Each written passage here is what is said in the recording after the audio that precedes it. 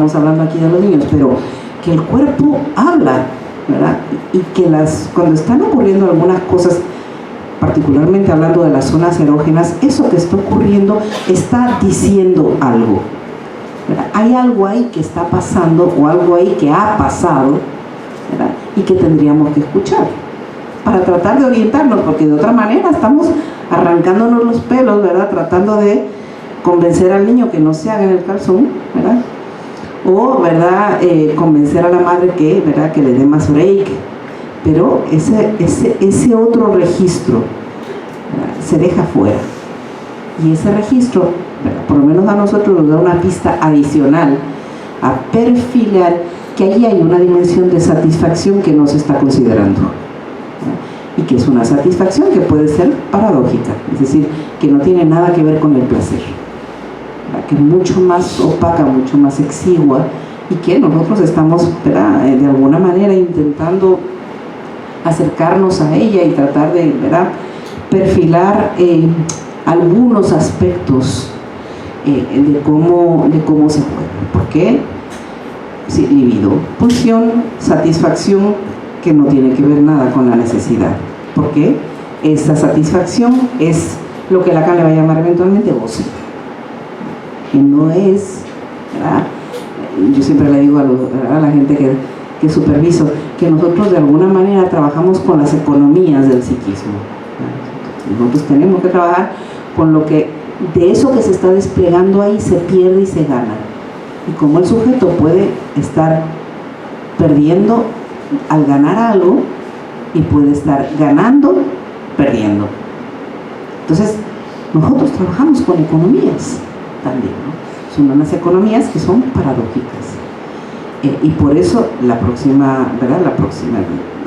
La próxima conferencia nos va a llevar a enlazar con el capitalismo, porque es como, ¿verdad? Ese discurso que tiene que ver con economías particulares rebota y recoge el cuerpo, ¿verdad? Y va a incidir sobre las economías del cuerpo que tienen que ver con estas, ¿verdad? Estas maneras de tratar de arreglárselas, ¿verdad? De los humanos con, ¿verdad? Con lo que implica tener un cuerpo y poder hacer algo con él, ¿no? Porque no, ¿verdad? El cuerpo que tiene no solamente lo usa para vivir, lo usa para obtener algunas ganancias, comiendo, subiéndose a un bungee jumping, ¿verdad? Bebiendo, intentando encontrar en la sexualidad un clímax que a veces no llega, la mayoría, y, ¿verdad? Tratando de hacer algo con ese cuerpo, ¿verdad? Aunque no tengamos claro hasta dónde llega el cuerpo, cuáles son los límites del cuerpo. Simplemente, ¿verdad? No lo desarrollaré después, pero, ¿verdad? Cuando se abrieron aquí sobre todo en Norteamérica y aquí, ¿no? Los All You Can Eat, ¿no? Que es una, ¿verdad? Una oferta de que tú puedes literalmente hacer lo que quieras, comer lo que quieras, que no hay límite, ¿verdad? El cuerpo a la vez que tiene, ¿verdad? Que es el espacio de soporte para la satisfacción, es el espacio que te lleva a encontrar el límite, porque tú podrás querer hacer un montón de cosas, pero si el cuerpo se cansó, tiene que dormir, no te queda de otra. Así que, ¿verdad? El cuerpo es a la vez, ¿verdad? El soporte de satisfacción y es a la vez, ¿verdad? El encuentro con el límite. Ok, la canción.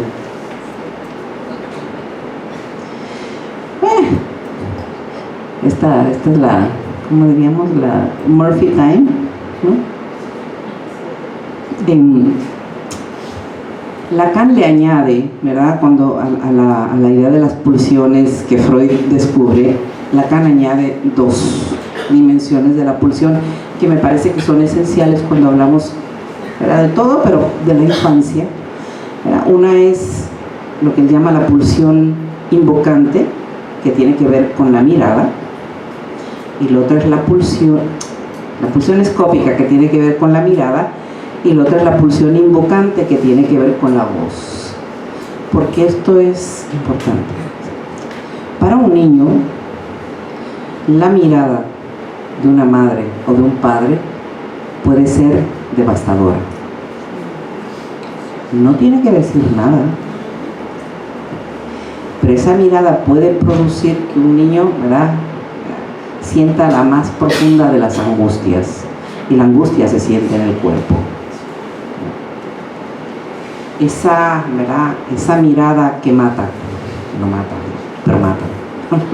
O sea, ¿verdad?, esa intensidad que puede tener que ver también, o sea, está la mirada, pero puede tener también que ver con la voz, ¿verdad? Cuando uno oye la voz del padre, por ejemplo, ¿verdad?, y tú ves cómo el niño puede, ¿verdad?, o reaccionar, ya sea porque el padre le dice, ¿verdad?, mi nene, qué lindo, te quiero, qué orgullo, ¿verdad?, y ¿no?, que se pavonea y el cuerpo como que se tripla de tamaño, ¿no? Ese es el narcisismo, ¿verdad? Que uno puede tener ¿verdad?, este cuerpo pequeño y de repente ocupar todo el salón, ¿verdad? Esa es la imagen. O cuando el padre le dice, ¿verdad?, a un niño, eres un pila de mierda. Devastación, ¿verdad? Ese cuerpo, ¿verdad?, que ocupaba el espacio, ¿verdad?, ese narcisismo literalmente se va al punto de la inhibición. Uno puede llegar a encontrar niños inhibidos, ¿verdad?, que no les va bien en la escuela. No es que tengan problemas de aprendizaje, es que, ¿verdad?, cuando uno empieza a escuchar, a veces el niño hace cosas, ¿verdad?, pero tiene un terror a la voz del padre o a la mirada de la madre, que juegan, ¿verdad?, y conmueven los cuerpos. Así que esas dos dimensiones de la pulsión que Lacan recoge me parece que son también importantes a considerar. A donde las elabora Lacan es en su seminario 11, los 4 conceptos fundamentales del psicoanálisis, por si a alguno de ustedes les interesa ¿verdad?, irlas a mirar con más detalle. Ahí para mí es donde, ¿verdad?, él las desarrolla, ¿verdad?, con ¿verdad?, particular claridad, ¿no? No es que no las elabore en otro momento, pero ahí tienen particular claridad. Pero, ¿verdad?, la pulsión, ¿verdad?, y ayer Eduardo daba una conferencia sobre eso, o ayer, pero la pulsión, ¿verdad?, no tiene un objeto concreto, ¿verdad? El objeto de la pulsión oral concretamente no va a ser un alimento, ¿verdad? No se nombra, no tiene que ver ¿verdad?, con algo en particular. Por eso la pulsión solamente rodea el objeto, ¿verdad? Es decir, no logra nunca agarrar lo que es. Ese problema con el objeto es algo que, ¿verdad?, el psicoanálisis también convida a pensar, ¿verdad?, porque los objetos, una cosa son los objetos del mundo, ¿verdad?, con los que nosotros lidiamos, ¿verdad?, y otra cosa son, ¿verdad?, los modos como el psicoanálisis propone pensar lo que es el objeto para él, ¿verdad?, el objeto causa de deseo, por ejemplo, y el objeto plus de goce. Pero no, eso no voy a tratarlo hoy. ¿Verdad? Cuando hablaba yo de ese paso hacia el narcisismo, ¿verdad?, hay ¿cómo decir? Es un momento muy interesante para el sujeto, ¿no?, porque está vinculado a lo que Lacan descubrió o propuso formalmente como el estadio del espejo, que es el momento donde el niño, o sea, ustedes han visto también ahí en YouTube, hay un montón de imágenes chulísimas, ¿verdad?, de estos niños que por primera vez encuentran un espejo, se ven, ¿no?, y así como que se acercan, ¿verdad?, hacen así, ¿no?, y ese enigmático niño que está del otro lado hace lo mismo, ¿verdad? Y hay ahí, ¿verdad?, una captura, una imaginación que se pone a jugar, ¿verdad?, en quién es ese otro que está ahí, ¿verdad? Cuando la escena, ¿verdad?, ese acontecimiento de encuentro con ese otro no queda simplemente como una experiencia imaginaria, sino se recoge con palabras, es decir, hay un otro ahí que da un sentido a lo que está pasando, ¿verdad? Algo importante pasa ahí, ¿no? El niño por primera vez aclara, entre comillas, ¿verdad?, que eso que está viendo, imagínense, aunque es otro, pero es él, aunque es otro, pero es él, aunque es otro, ¿me entienden? O sea, hay una imagen que le dicen que es él. Entonces, ¿verdad? Ahí se genera una interesante, ¿verdad?, experiencia, porque ¿verdad?, el niño, ¿verdad?, que de repente empieza a descubrir que hay una imagen, ¿verdad?, que él, ¿verdad?, responde a lo que él hace, ¿no? Y levanta la manita y la imagen levanta la manita y hace una mueca y la imagen hace una mueca. Hay, ¿verdad?, la primera representación de ese soy yo, ¿verdad? Por eso se habla de un yo, ¿verdad? Pero es una construcción que trae en la ecuación a un otro, que es el de la imagen. O sea, uno no hace la construcción del yo sin el recurso de la imagen. Esa imagen que soy yo es otra. No sé si me entienden, o sea, es esa construcción, que es una construcción imaginaria, que es fundamental, que es el soporte del narcisismo, es también, ¿verdad?, un acontecimiento de enajenación, porque, ¿verdad?, yo no tengo claro realmente qué es lo que estoy viendo ahí. Y cada vez que yo me empiece a encontrar a otros niños, por ejemplo, que se parecen a mí, cuando empiece yo, ¿verdad?, cuando voy el niño que va al kinder, ¿verdad?, él no tiene claro, ¿verdad?, quién es ese otro que está ahí, cómo bregar con ese otro. Esa relación con el pequeño otro de la imagen, pero también con el pequeño otro que pone a jugar su cuerpo, ¿verdad?, en la experiencia del kindergarten, que cada vez son más tempranas las entradas a los Head Start y qué sé yo qué, ¿verdad?, llevan a los niños, ¿verdad?, a enfrentar experiencias de encuentro con otros cuerpos que urgiría, ¿verdad?, que de alguna manera vengan palabras para dar cuenta de lo que está pasando ahí. ¿Por qué? Porque generalmente para la madre, sobre todo si es un hijo único, ¿verdad?, para la madre este hijo es el rey, ¿verdad?, ¿verdad?, es lo más maravilloso que existe. Pero cuando ese niño, el más maravilloso que existe, se encuentra con otros más maravillosos que existen en un espacio escolar, ¿verdad?, hay un problema, porque cada uno de estos niños llega desde su narcisismo, ¿verdad?, no entendiendo muy bien lo que está pasando ahí, ¿verdad? Y pueden ser experiencias, ¿verdad?, resignificadas de múltiples maneras y vivenciadas también en múltiples formas. O sea, hay niños que se repliegan, ¿verdad?, y no pueden bregar. Hay niños que se le van en puños al otro, ¿verdad?, a morderlos, ¿verdad? O sea, hay niños que se quedan, ¿verdad?, embelesados con los otros, ¿verdad? Hay niños que no saben realmente de qué se trata esa escena de convivencia con los otros. Por eso, ¿verdad?, Freud dice, ¿verdad?, que el narcisismo es la condición necesaria para poder, ¿verdad?, entrar al encuentro con los otros cuerpos. Es una condición necesaria, pero no suficiente. Hace falta algo más que de alguna manera mitigue la confusión que ahí se genera. Recuerden, si un niño está de alguna manera tratando de diferenciarse del cuerpo de la madre, pero también tiene que encontrar cómo diferenciarse ¿verdad?, de esos otros cuerpitos que se parecen mucho a él, ¿verdad?, y no sabe qué son necesariamente, ¿verdad? Son experiencias muy frecuentemente, o cada vez más frecuentemente, teñidas de imaginario, y hay pocas palabras. Entonces ahí, por ejemplo, la identificación del nombre es esencial, ¿verdad? Es un referente que distingue, pero no es suficiente. Imagínense que hay 2 Juanes, ¿verdad?, o hay 2 Marías, la cosa se complica.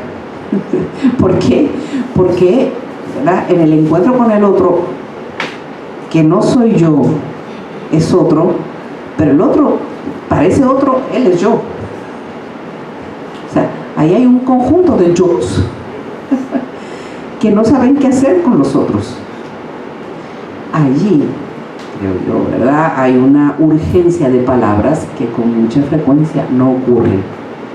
Y que esa falta de palabras, es decir, muchas veces no es porque los maestros no quieran poner palabras, es que presuponen que no hacen falta. Presuponen que no es necesario, ¿verdad?, ordenar algo ahí. Presuponen que, ¿verdad?, que cada cual va a caer en su sitio y ya. Pues no. ¿Verdad? Tú estás poniendo un cuerpo ahí que ya de por sí es complicado, ¿verdad? Y estás poniendo un cuerpo sin necesariamente saber cómo conjugarlo con otros cuerpos, ¿verdad? Y como les digo yo en las clases a veces, ¿no? Y para colmo, ¿verdad?, si a algún maestro se le ocurre ponerlos a jugar a las sillitas, la cosa se nos complica. Porque el juego de las sillitas, si algo perfila, es que hay que pelear por un lugar. Y que no hay lugar para todos. Así que, ¿verdad?, es álgido, por supuesto que tiene que ver con la vida, ¿verdad?, que nos encontramos afuera, porque evidentemente no hay lugar para todos, evidentemente hay que pelear, pero en la infancia, en esa temprana infancia, eso tiene consecuencias, eso tiene secuelas, porque no solamente el niño tiene que lidiar con lo que viene de su cuerpo, tiene que lidiar con el encuentro con esos otros cuerpos.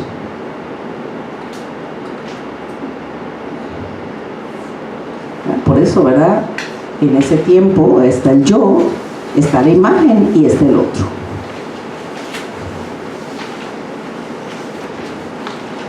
Viene luego el tiempo del encuentro con la castración y la diferencia sexual, ¿verdad?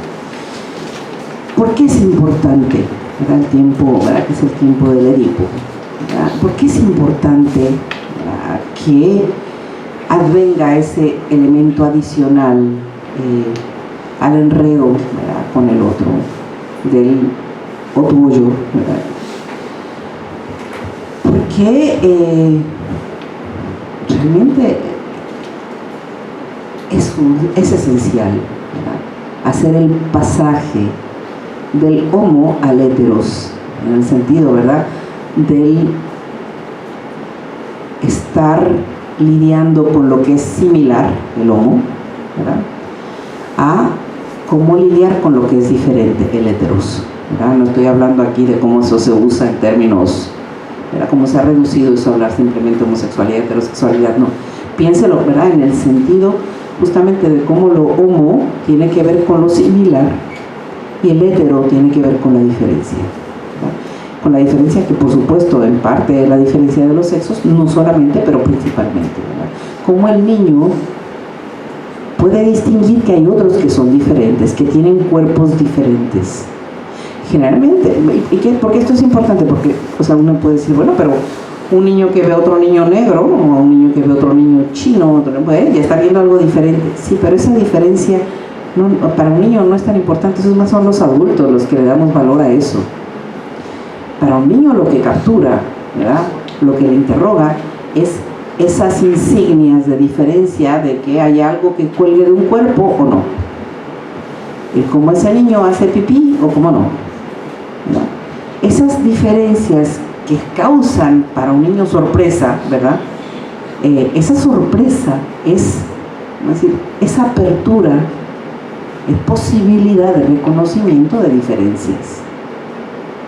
Falta, ¿verdad?, que cada cual pueda hacer su trayecto, su travesía para lidiar con esa diferencia, pero, ¿verdad?, es, por ejemplo, para un niño ver que hay nenas que no tienen pene, ¿verdad?, que hay niños que sí lo tienen, ¿verdad?, le permite empezar a explorar los cuerpos más allá de la madre, le permite ir mirando, ¿verdad?, como deshacer esa fascinación por la mirada del cuerpo de la madre y empezar a mirar, ¿verdad?, el escenario de los otros cuerpos, cómo despegarse del cuerpo de la madre, cómo también, ¿verdad?, ese encuentro con la castración, ¿verdad?, es y por supuesto que, ¿verdad?, uno puede encontrar la castración muy temprano en la vida, ¿no?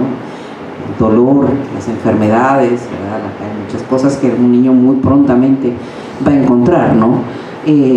Pero el cuerpo ya de por sí, o sea, más allá de que pueda traer algo adicional, todo cuerpo tiene un límite doble: es sexuado y es mortal.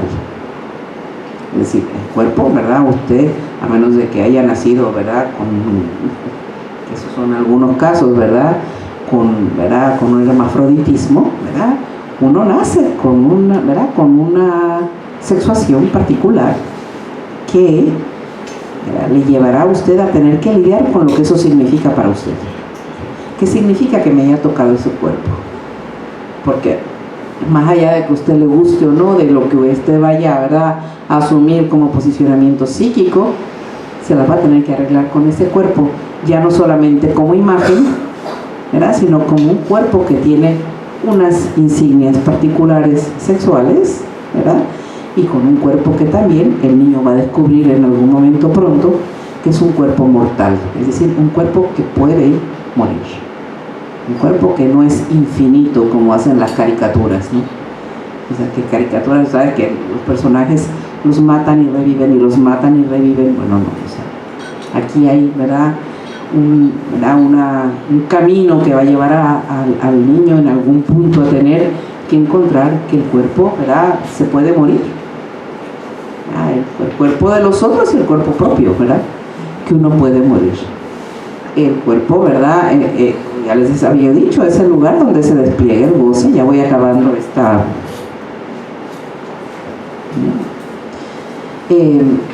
¿verdad? Y es esencial, ¿verdad?, pensar entonces que en el cuerpo, ¿verdad?, a la vez de que está la sexualidad y la muerte como límites, está la satisfacción y el dolor como vivencias, ¿verdad? La satisfacción, decía Freud, ¿verdad?, y el dolor como vivencias son experiencias de intensidad que se descubren muy prontamente, pero bajo la forma del padecimiento. El niño los padece.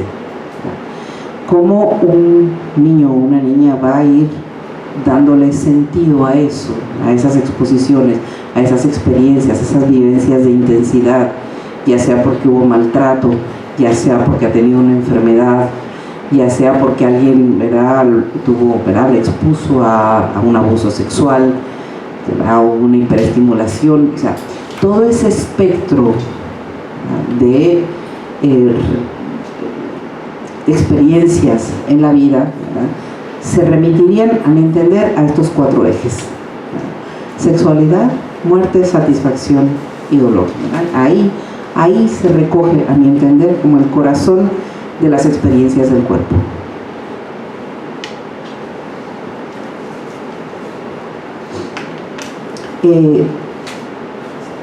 Poco a poco, ¿verdad?, el niño se va a ir haciendo preguntas sobre el cuerpo, va a ir haciendo sus teorías sexuales infantiles, ¿verdad? El cuerpo le va a empezar a interrogar, ¿verdad? Y esa interrogación que se va haciendo y que uno lo recoge en la clínica es fabuloso, ¿no? Cuando uno ve como los niños, ¿verdad?, realmente les interesa el cuerpo, ¿no? Les interesa qué hay ahí, ¿no? ¿Para qué sirve, no? O sea, ¿cómo que funciona eso? A esas preguntas sobre el cuerpo se añaden, ¿verdad?, nuevas preguntas sobre las identificaciones y sobre la identidad que un niño se va a ir haciendo, ¿no? ¿Quién soy? ¿Qué soy?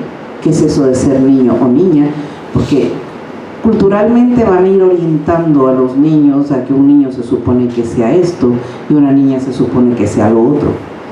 Pero por más que culturalmente se pretenda dar las respuestas, a cada sujeto le toca llevarse las preguntas y encontrar su modo de atenderlas. No hay manera, ¿verdad?, de que un sujeto, vamos a decir, se conforme con lo que le digan los padres. Y eso a lo mejor no ocurre en la infancia, pero en la adolescencia, ¿verdad?, que vienen las preguntas nuevamente, ¿verdad?, de qué yo hago con este cuerpo que no se corresponde con lo que yo quiero que haga o con lo que yo quiero que sea, ¿verdad? Todas esas preguntas que no hay manera de que el otro las responda, ¿verdad? Esas preguntas también tienen que ver con el cuerpo, ¿verdad? Porque ¿verdad? La pregunta por la identidad, la pregunta por el goce, qué se hace con el cuerpo, cómo goza el cuerpo, todo eso, ¿verdad? Con qué cuenta, cómo incluir al partener, nos van a ir llevando, ¿verdad?, al terreno de la sexuación, es decir, a los modos como cada sujeto tiene que irse posicionando, no solamente, ¿verdad?, teniendo que hacer las paces o no con el cuerpo que le ha tocado, ¿verdad?, sino habiendo encontrado algunas respuestas a las preguntas que ha podido hacerse. Lacan nos dice, ¿verdad?, que por eso es importante también no hablar solamente de cuerpos, sino de cuerpos, ¿verdad? Lacan dice, me di cuenta que era preciso hablar de cuerpos, que hay un cuerpo del imaginario, un cuerpo del simbólico, un cuerpo del real, del cual no se sabe cómo procede, ¿verdad? Y esto es importante, yo creo que esto ayuda un poco, ¿verdad?, a ir resignificando parte de lo que hemos dicho. Dice Lacan, ¿verdad?, que hay una dimensión imaginaria del cuerpo, que es el cuerpo yo, ¿verdad?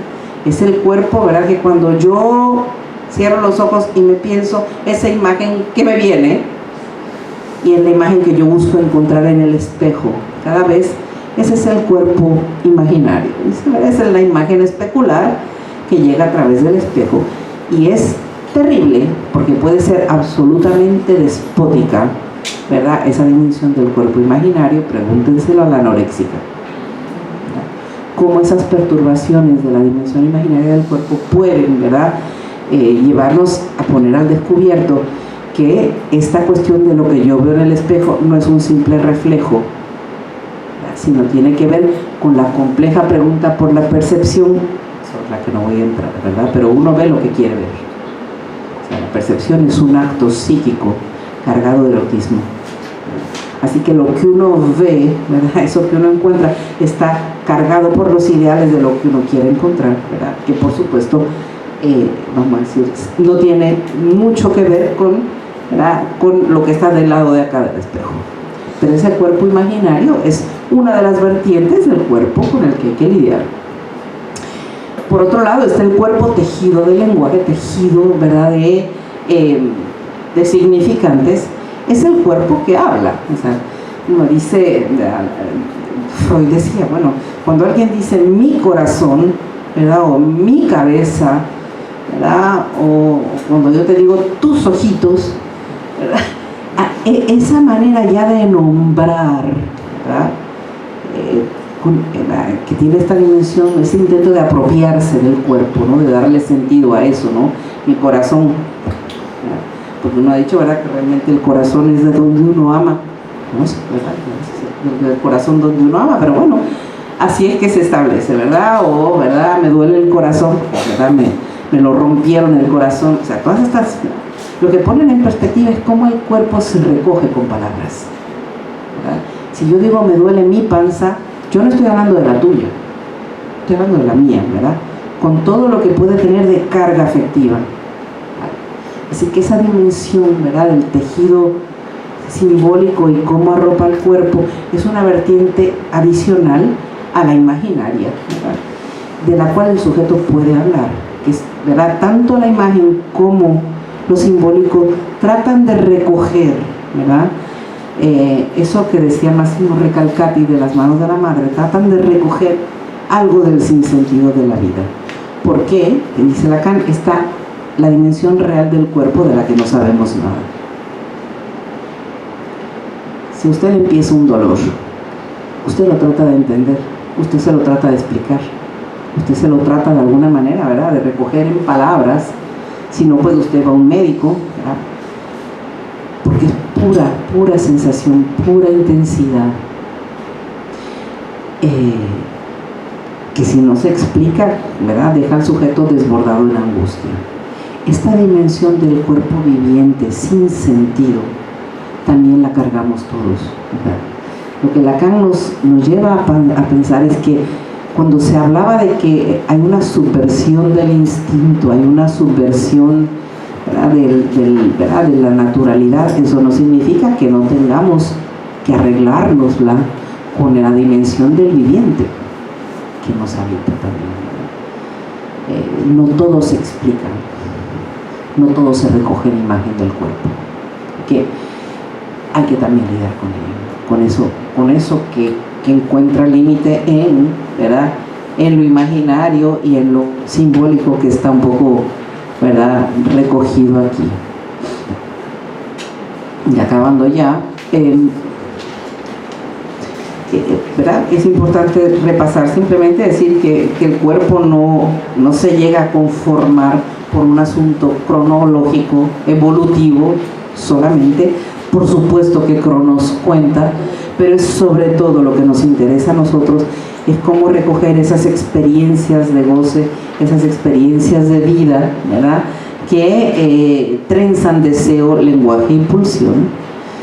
Es verdad que los cambios reales del cuerpo van ocurriendo, son ineludibles, pero lo que nosotros podemos ir recogiendo son los modos subjetivos, es decir, los modos en que cada cual vive y significa, ¿verdad?, eso que está, ¿verdad?, ocurriendo en el cuerpo, y de qué manera, ¿verdad?, los goces se van, ¿verdad?, desplegando en esas ocurrencias, en esas vivencias. Dice Soler, ¿verdad?, un cuerpo necesita dedicación, se le educa, se le somete, se le cuida, se le descuida, se le cobija, se le da forma y se le deforma, se le captura y se le hace pagar. Vamos a dejarlo ahí este primer tiempo. ¿Hay alguna pregunta ahora? ¿Quieren traerla ahora? Estamos en buen tiempo. He tratado de ir rápido, pero era un poco sentar la base para seguir entonces ahora elaborando. Ahorita les damos, ¿verdad?, las copias de la segunda charla. ¿Algún comentario ahora o quieren que lo recojamos? Algo puntual. Estaba pensando cuando hablabas de la diferencia entre libido y pulsión. ¿Entre libido y pulsión? Ajá. Y cómo en algún momento pues Freud hace esta definición como bastante esquemática de la libido como la pulsión sexual, ¿verdad?, como el lado sexual de la pulsión. Entonces, cuando hablabas de pensar la pulsión, la libido como la chispa, entonces no sé si podías comentar algo acerca de... Sí, Lacan, por supuesto, ¿verdad?, lo que plantea es que la libido es la chispa que inflama la pulsión. Es decir, lo que, ¿verdad?, lo que le sirve de motor a la pulsión, la intensidad pulsional, a donde encuentra el sostén es en la libido. ¿Verdad? Y claro, ¿verdad?, y es importante aclararlo, o sea, ¿verdad?, hay una pregunta importante ¿verdad?, ¿verdad?, quizás me imagino que estás trayendo para distinguir lo que decía Freud vis-a-vis de Jung, ¿no?